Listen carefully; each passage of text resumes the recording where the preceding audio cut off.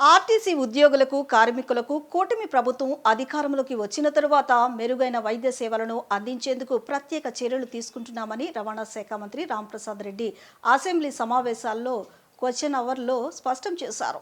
45,000 మంది కార్మికులకు వారి కుటుంబ సభ్యులకు రాష్ట్రంలో ఉన్న ఆర్టీసీ ఆరోగ్య కేంద్రాల్లో వైద్య సేవలు పొందుతున్నారని చెప్పారు. హైదరాబాద్లో మెరుగైన వైద్య సేవలు అందించేందుకు ఆర్టీసీ ప్రత్యేకంగా హాస్పిటల్లో కూడా వైద్య సేవలు పొందవచ్చునని పేర్కొన్నారు. అసెంబ్లీ సమావేశాల్లో పలువురు శాసనసభ్యులు అడిగిన ప్రశ్నలకు మంత్రి రాంప్రసాద్ రెడ్డి వివరణ ఇచ్చారు.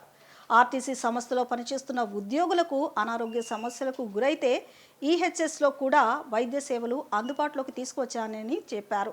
గతంలో ఎన్నడూ లేని విధంగా రిటైర్ ఉద్యోగులకు, పెన్షన్దారులకు ఆర్టీసీ సంస్థ మెరుగైన వైద్య సేవలు అందిస్తుందని పేర్కొన్నారు.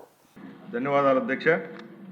గౌరవ శాసనసభ్యులు పెద్దలు విష్ణుకుమార్ రాజు గారు శ్రీశక్తి గురించి చెప్పడం జరిగింది. అధ్యక్ష, రాష్ట్ర వ్యాప్తంగా శ్రీశక్తి పథకాన్ని ఇంత అద్భుతంగా విజయానికి కారణం ముఖ్యంగా ఏపీఎస్ఆర్టీసీ కార్మికుల అధ్యక్ష. దానికి ఏకీభవిస్తున్నాం అధ్యక్ష. ముఖ్యంగా జనవరి 2020 తర్వాత ఏపీఎస్ఆర్టీసీ పీటీడీ కింద విలీనం చేసుకున్న తర్వాత ఏపీఎస్ఆర్టీసీ గతంలో ఏవైతే సదుపాయాలు కల్పిస్తున్నారో అధ్యక్ష అవన్నీ ఇప్పటికే కల్పిస్తున్నాం అధ్యక్ష. దానిలో భాగంగానే రాష్ట్ర వ్యాప్తంగా 19 డిస్పెన్సరీలు జిల్లా కేంద్రాల్లో ఉన్నాయి అధ్యక్ష. అలాగే ఒక సెంట్రల్ హాస్పిటల్ విజయవాడలో ఉంది అధ్యక్ష. దీని ద్వారా సుమారుగా 45,000 మంది కార్మికులకు అలాగే ఉద్యోగస్తులకు లబ్ధి పొందుతున్నారు అధ్యక్ష. అలాగే ఆర్టీసీ ఉద్యోగ కుటుంబాలు కూడా కన్సల్టేషన్ మరి వారికి సంబంధించిన మందులకు కూడా ఈ యొక్క స్కీమ్ ద్వారా వాళ్ళకి అందుతున్నాయి అధ్యక్ష. అలాగే ఏదైతే ఈహెచ్ఎస్ స్కీమ్లో ఈ ప్రభుత్వంలో విలీనం తర్వాత ఏపీఎస్ఆర్టీసీకి దక్కిందో దానిలో భాగంగా గతంలో లాగా కాకుండా ఇంకా మెరుగైన వైద్య సదుపాయాలు కల్పించేదానికి కూడా అవకాశం ఉంది అధ్యక్ష.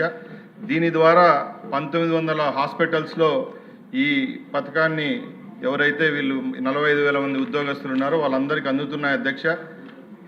ముఖ్యంగా ఈహెచ్ఎస్ పథకం కింద రాష్ట్రంలో హైదరాబాద్లో కూడా మంచి వైద్య సేవలు అందించేదానికి అక్కడ కూడా ఒక హాస్పిటల్ ఉంది అధ్యక్ష. అలాగే వీరికే కాకుండా వీరి కుటుంబాలకు చెందిన వారికి కూడా దీంట్లో వెసులుబాటు ఉంటుంది అధ్యక్ష. ముఖ్యంగా ఎవరైతే ఉద్యోగస్తులు రిటైర్డ్ అయిన తర్వాత కూడా 30,000 రూపాయలు ఒకసారి చెల్లిస్తే వాళ్ళకి జీవితాంతం కూడా ఈ మెడికల్ సౌకర్యం కూడా కల్పించేదానికి అవకాశం ఉందని మీ ద్వారా తెలియజేసుకుంటున్నా అధ్యక్ష. అలాగే గౌరవ శాసనసభ్యులు అడిగినట్టు ఈహెచ్ఎస్ కింద 2 లక్షల రూపాయలు ఏదైతే సూపర్ స్పెషాలిటీ హాస్పిటల్స్కి ఇస్తున్నామో అది కాకుండా నెక్స్ట్ ఇయర్లో వాళ్ళు దీనికి అప్లై చేసుకుంటే ఇంకా 2 లక్షల రూపాయలు అదనంగా కూడా ఇచ్చేదానికి అవకాశం ఉంటుందని మీ దగ్గర తెలియజేసుకుంటున్నా అధ్యక్ష.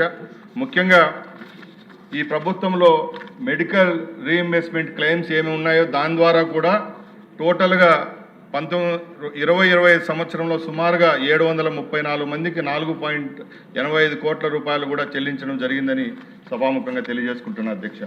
అలాగే కడప శాసనసభ్యులు మాధవిరెడ్డి గారు అడిగినట్టు ఈరోజు ఏదైతే పెన్షన్ విషయంలో మనం మామూలుగా వచ్చే పెన్షన్ కంటే ఇది తక్కువ ఉందని చెప్పారు అధ్యక్ష. అది కూడా మా దృష్టిలో ఉంది. తప్పకుండా గౌరవ ముఖ్యమంత్రి గారితో చర్చించి దీని మీద కూడా ఒక సానుకూలమైన చర్యలు తీసుకుంటామని మీ ద్వారా తెలియజేసుకుంటున్నా అధ్యక్ష.